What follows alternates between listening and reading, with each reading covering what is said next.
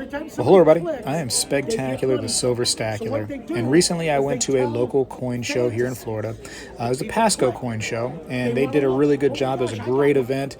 Kids got little door prizes, and they had raffles, and it was really, really pleasant, I want to say. Everybody was very friendly. But really what I want to talk about on this right here, as I go through the show, and you pretty much see a waist view, because I don't want to show any faces on this one. It's not that kind of video where I can show each individual coin, because I did come to the show a little bit late. But I want to say that, surprising to me, that people were actually selling silver and gold, at a close to the range that it's at now. I thought that because silver and gold had taken such a dive this last month, that people were going to be, first of all, hiding their silver and gold, not selling it until something new occurred. Maybe the spot price came back up. But they were selling it, and it was close enough to the spot price. They were not trying to, hike up the premium to some crazy degree. It was a few bucks over. I mean, it was nice to see that.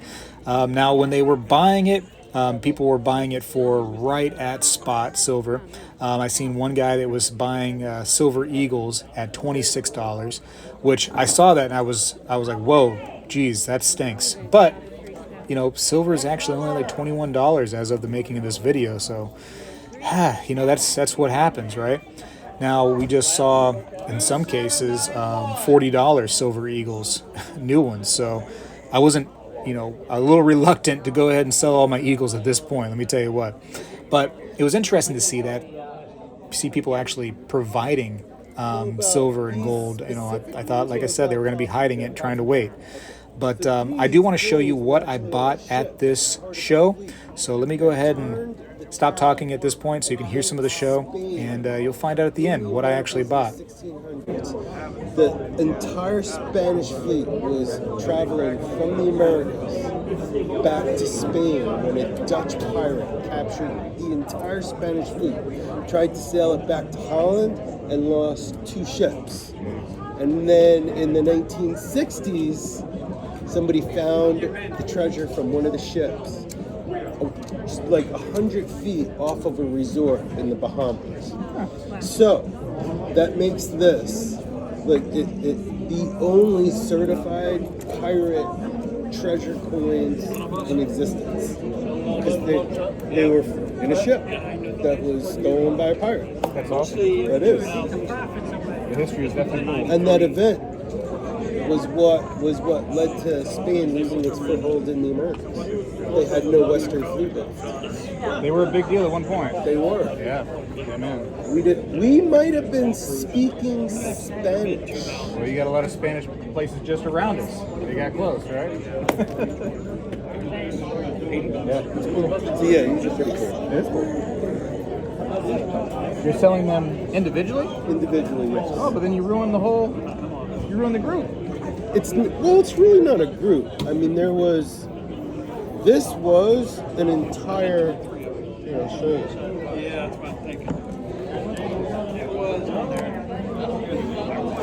It was an article in Time Life magazine about the treasure. This is what was found. All of these coins right here. But originally they were a conglomerate of coins. And the ones on the outside are kind of gnarly, they're all corroded. The ones on the inside are better. This is from what was about in the center. So it's the most well preserved. But I could sell them as a group, but they sell better individually. People might want 1 or 2 or 3, but it's a tough buy trying to sell $22,000 worth of coins in one shot. It's definitely awesome, isn't it? A lot of history. I'm not even into cogs or early or no, I'm just not. But I think pillar dollars, I love that stuff. I mean, I like them. I'm just a Morgan dollar guy, but I think that these specifically are just so cool. I think last time you and I talked, I got a commemorative off. You got any more commemoratives? Yep, I do. All right, so if you got to this far into the video, you heard right. I found a dealer that had some of the classic commemorative half dollars. If you're just now finding out about my show, my channel on YouTube, I am trying to put together the entire classic commemorative half dollar set. to the best of my ability. I tell you what, am I going for a certain grade? No, I'd really like to have them all graded though in a slab, either NGC or PCGS. Not that big of a deal really. I want them to be around 63, 64, 65 and up maybe. But if I have to get a 62 because the price is so crazy on these things, I mean, I'm just going to have to deal with that. So I do want to show you what I got from this gentleman. And I want to say that a little tactic right here is that that person did not have the coins out onto their display. These coins right here, these were tucked away, and you heard me ask, hey, I've got stuff from you before. Do you have any? He's like, yeah. And I guess somebody had brought them in, or he hadn't quite had the time to go through them and price them out yet. So I was able to get them before anybody else could even look at these things. So without further ado, let's go ahead and look at these. But a little tactic right there. You know, when in doubt, even ask, even if you don't see it, hey, do you have this? Do you have that? So the first one is a MS65 from Wisconsin. Did not have this one yet, so let's go ahead and show you the front and back of that. Actually, put these ones down. I don't got to hold them all at the same time. But has a badger. Is that a badger on the back? Looks like a badger.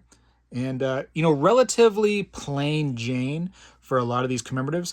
But I actually like that because it's a little variation from the other commemoratives, and I like how that looks. So, Wisconsin Territorial Centennial 1936, 4th day of July, Anno Domini, 1836. I like it. I think it's, like I said, it's a more of a plain kind of looking coin, but that makes it more unique to me, being kind of a little bit more plain Jane. Speaking of plain Jane, here's another one that's kind of a little bit sparse on the obverse at least. So this is York. This is a nicer one, MS66. And you can see the difference in prices. I mean, this was the price he had on there. This is where he talked himself down to. And then we talked down even further than that. And I even actually paid on a credit card, which was surprising because the credit card helped me end up saving even more money. So, you know, hey, that's kind of cool. And I say saving even more money because I get points back, and then those points can go back to paying the credit card bill or whatnot. So I'm going to try to get this. It's a little toned right here, but you should be able to see the fan's kind of in the way right there, but it's a nice coin. It looks like a fort on the back. Is that like the Fort of York? And there's that side right there in case you missed it on the zoom. But yeah, happy to have that one right there. And let's keep it going. Next, this is a nice beaver. This is definitely a nice beaver. I already had a nice beaver though, right?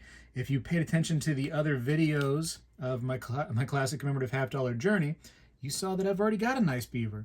So what am I going to do with these extras, you might be asking? I think what I'm going to do is finish the set. And then, although this says MS64, you know, the other one might be, let's say it is an MS64, maybe it's a 65.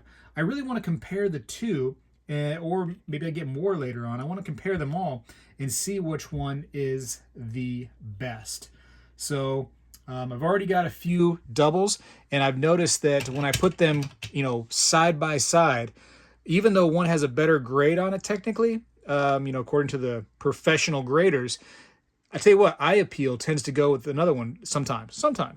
And so I really want to look at all of them. I don't want to sell them. So if you're saying, hey, Speg, I do need a York, I do need an Albany, whatever the case may be, I really don't want to sell those right now. No offense. I know you need to collect yours here too, and you need to complete your set. You want to, but I really want to hold off until I have the whole thing complete and then go back on the doubles and see. Then once I get it complete, I'm more than willing to sell doubles. So, you know, we can talk about that much, much later. This is a large set of coins to collect, so it might still be a couple years for me. Maybe a few, maybe 10. Who knows? God willing and the creeks don't rise. I'm going to try to collect this thing. Speaking of doubles, San Diego. This is actually my third San Diego right now, or as the natives call it, San Diego. But yeah, this is a cool coin. Old green holder, and just kind of cool. Here's that side right there. I actually like the toning on this one. The toning is pretty dark, but kind of nice compared to some of the other ones I have. And this side right here. And this is an example right here. I put this up to the other three. The obverse on this one looks well beyond a 64. It's really, really nice looking, this coin right here. Now the the reverse rather, I'm sorry, the back, being that darker toning, it kind of does take some of the eye appeal away just because it's harder to see the image. But the obverse, to me, is well beyond a 64. I don't see any, I'm looking real close right here. I don't see like any like hairline scratches, anything that would deter me from wanting to really view this coin as in a higher grade. But it's a nice one nonetheless, and I got it at a pretty good price. Again, that's not the price I paid, even though it's a reduced amount right there. I still got a lower price than that. So happy at the end of the day. Again, lesson learned. Check around. Just because you don't see it in the case, it wouldn't hurt to say, hey, I'm in the market for this, that, the other, whatever the case may be. Maybe they have it somewhere in the back. Maybe they haven't gone through it yet. Maybe somebody just sold it to them at one of these shows, or maybe you go to a shop and maybe somebody just sold them something. Maybe they have it in the safe in the back at the shop, who knows? You got to ask. What doesn't hurt to ask? The worst they're going to say is, nope, don't have it. And you're in the same exact position that you were, before you asked. So anyways, hopefully you enjoyed the show. It's not that kind of show where I could sit there and view every single case and go through like that. It's more just the banter and kind of a little information about what's going on at these shows. On this video, in the future, we'll do some more of where I show you each case and different things. But check out my channel because I have some of those on there already. I got to go for now. Appreciate you for watching. Tell me what you think down in the comments section below. Spegtacular is out. Well, hello, everybody. I seek to educate and entertain through my journey of collecting coins and stacking precious metals. I encourage you to subscribe and please stay with me on this journey. I am Spegtacular, the Silver Stacular.